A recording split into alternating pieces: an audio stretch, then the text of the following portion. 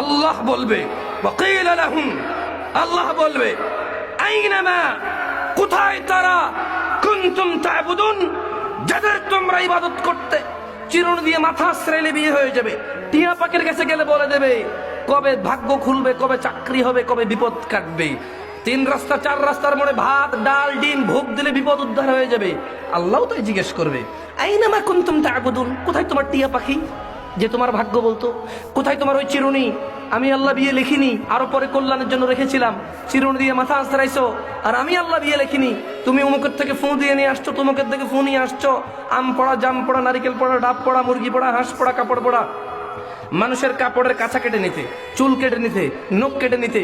তোমার ওই রব কোথায় যে রব তোমাকে তোমার প্রেমিকার সাথে সাক্ষাতের জন্য সহযোগিতা করেছিল, যার কাছে তুমি গিয়ে কুফরিতে লিপ্ত হয়েছো, শিরকে লিপ্ত হয়েছো শুধু প্রেমিকাকে পাওয়ার জন্য?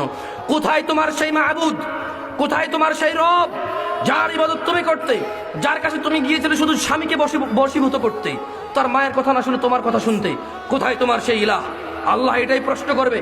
যাদেরকে আল্লাহ জাহান্নাম দেখাবে, ওই জাহান্নামবাসী যারা জাহান্নামকে এভাবে দর্শকের মতো দেখবে, আল্লাহ বলবে ওয়াকিলা লাহুম, আর তাদেরকে বলা হবে আইনামা কুনতুম তা'বুদুন, কোথায় তারা যাদের ইবাদত তোমরা করতে? কোথায় তারা কোরআনুল কারীমের পরোয়া করতে না, হাদিসের পরোয়া করতে না। অমুকের কথাই শেষ কথা, তমুকের কথাই শেষ কথা। অমুক বলেছে এত বড়, অত বড়, এত জানে, অত জানে, এটাই শেষ। কোথায় তোমাদের সেই ইলাহরা যাদের কথাকে তোমরা শেষ মনে করতে? কোরআন কি বলেছে পরোয়া করতে না, হাদিস কি বলেছে পরোয়া করতে না।